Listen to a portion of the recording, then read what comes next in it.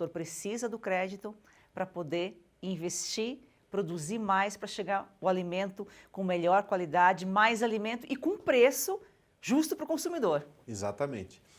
Vou dar um exemplo para você bem real de hoje, que acontece na vida do produtor de modo geral. Hoje, se ele for recorrer à taxa de juros praticada, o financeiro baseado na Selic que nós temos hoje, ele vai pagar 1,2, 1,3 aí numa revenda, numa cooperativa ao mês.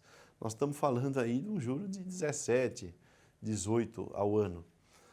Normalmente é mais ou menos isso que ele tem de lucratividade, né? Mais ou menos é isso que ele tem de lucratividade média.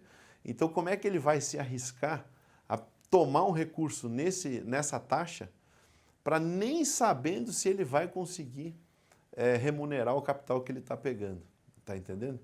Então, a situação hoje é muito complicada e para você ter uma ideia em termos de comparação, no governo anterior, no governo Bolsonaro, quando a ministra Tereza era a ministra da Agricultura, o volume de equalização era 12 bilhões. 12 bilhões.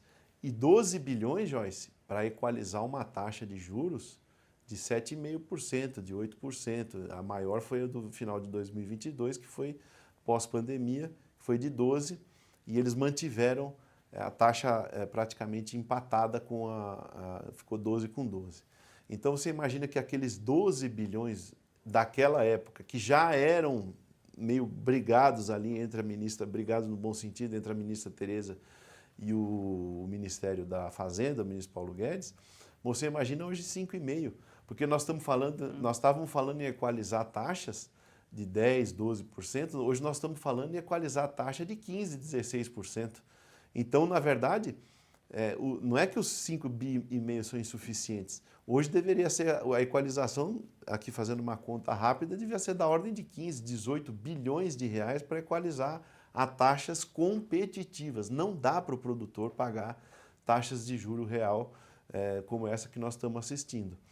E digo mais um tema, o governo está cometendo um erro enorme que nem na outra administração do PT, na época da Dilma, eles cometeram. Porque você veja na época de 2015, 2016, 2014, 2015, na época da Dilma, os juros subiram bastante, porém ela não mexeu, a equipe dela não mexeu nas taxas de juro para o agro.